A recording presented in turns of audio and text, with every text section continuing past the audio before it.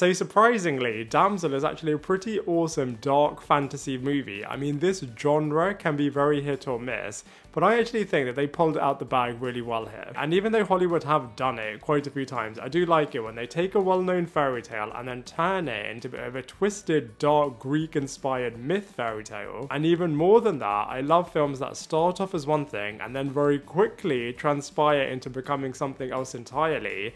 And this one in particular really did show the dark and evil and twisted side of humans. And it is often said that the only real way to get to the absolute top is to abuse and take advantage of other people. And I think this movie really does show that in a really obviously dark and barbaric way. But it does show that, you know, this kingdom of people are working so hard to maintain their rank right at the top, and in order to do so they kind of see other people's lives as disposable and only really there to serve their own particular self-interest. And I just wish that they would have unpacked this a lot more, as it had horror vibes very similar to Get Out, when you see this character trapped in this dragon's lair and not being able to escape and just being tortured pretty much by this dragon, as well as being thrown into this by the people right at the top. So there are just so many Shakespearean symbolic things that I just wish they would have explored a lot more here. So I think this movie definitely could have benefited from an even longer runtime, as I think they could have packed in so much more stuff. For example, her revenge plot when she does eventually get out, and just seeing the back and forth confrontation. As like I said, they do that a little bit, but they definitely could have expanded and explored that so much more. But nonetheless, what they did pack in with this movie, I do actually think is really well paced, as it goes through all of its material in a good way, as you do stay in each scene for I feel like as long as you need to, and then it very quickly moves on to the next one without feeling overly rushed and without feeling necessarily too boring in terms of overstaying its welcome in a particular moment, which I do feel like the first Dune definitely did do. That being said, I do feel like they could have started this movie in an even more gripping way, but I guess they were purposeful in not doing that, as they were obviously setting up a bit of a fairy tale, as obviously they were showing that this hard-working princess's life is absolutely transformed in a way that everybody would want, in terms of her life transforming into something very magical and very romantic and really something that she can only imagine or dream of. And even though you know a mile off that this twist is going to come in terms of everything is just too good to be true, but that moment when you see the king and queen and princess just sacrificing Elodie in such a brutal and barbaric and in a way that they didn't have any hesitation at all, I just feel like it was just so well done, and it was just so jaw-dropping. And on that point, I do have to say, the entire cinematography of this movie was done really, really well. I mean, there were a couple of moments where you could definitely tell that they were in front of a green screen, but outside of that, I was totally immersed. I feel like all of the fairy tale setup really did immerse you and make you feel like you are in this world as well. All of the dragon's lair sequences were really good.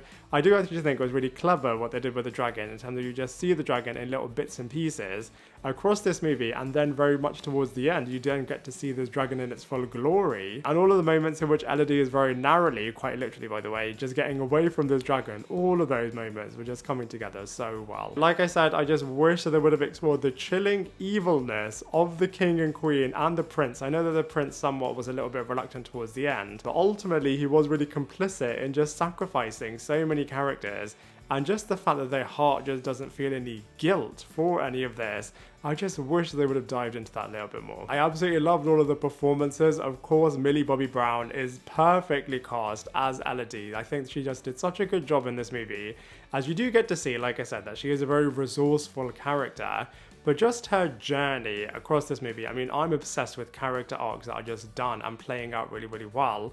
And I just have to say, Elodie was just a truly brilliant, badass character. A few similarities I feel like to Sidney Prescott as well, as she really is a horror final girl with the brutalness of being a true sacrificial lamb for other people's gain, and the fact that she was just able to transform, and the fact that the audience is really with her throughout that transformation in terms of just becoming this total badass, I do actually think is pretty empowering. And you're just there with her through all of the grit that she has to go through, and you really are with her when she is just trying to get to safety and through all of the grit and all of the tears, and she is just nearly there sometimes, and then the dragon is always there waiting for her. I feel like all of the dragon lair moments were really, really good. And then when she does finally escape, she still just has so much to contend with. Speaking of the dragon is a real twisted character. I think it was a real interesting move in terms of making her speak English, and allowing a lot of other people to actually understand what this dragon is saying.